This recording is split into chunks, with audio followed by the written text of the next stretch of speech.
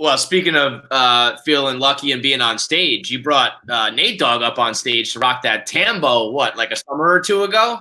I mean, Nate, that's got to be bucket list moment for like #1 for you, huh?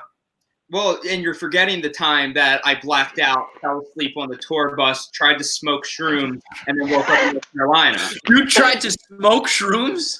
And a Q-tip. He tried to smoke a Q-tip. I walk into the back lounge and I see him with a lighter and a Q-tip, and he's doing this, and I'm like, I don't think that's gonna work, Nate. What? And you don't remember? It wasn't. You can't smoke a Q-tip.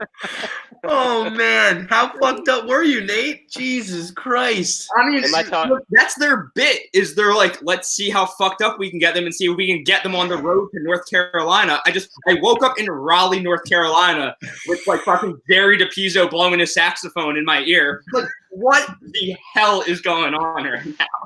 What a good sport you were, man. I mean, what happened was we were in New York. We're outside the venue. It's late. It's getting later. Nate's there. He's saying, I'm coming with you on tour. The band huddles in the back lounge. We're like, do we want this fucking guy on tour or not? And they say, yeah, I think he's fun.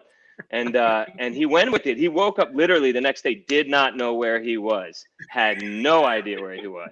Now, and also, like, to paint the picture, you know, you guys are all a little bit older, family men. Like, is OAR still like raging, or is Nate just coming in way too hot?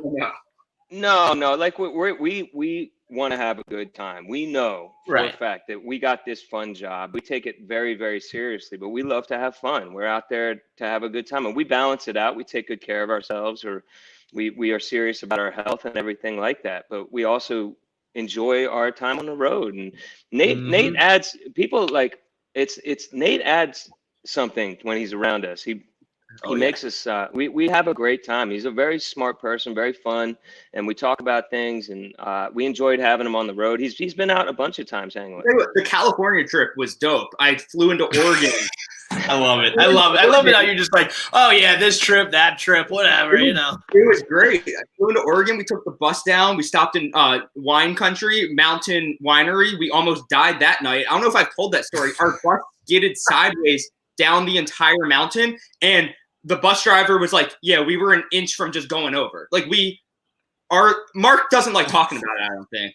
Oh my God, Kevin, John, I've never even spoken about this story before. I called my wife and the next morning, and I mean, we are driving along, and this bus starts to slide. Now, this venue, you go down a mountain for real. It was never meant to have trucks and buses on it. It's a dirt/asphalt situation.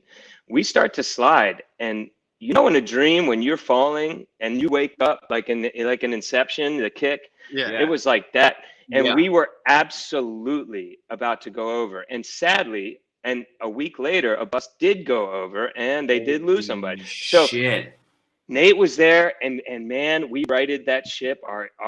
And the next day at the catering, the drivers are all sitting there, and another one of our. So we have a lead driver, and then the guy behind him, and the guy behind him. They're all watching each other. The next day, one of our drivers comes in and sits down at the table and goes, "Hey, did your driver tell you how you almost went over the mountain?"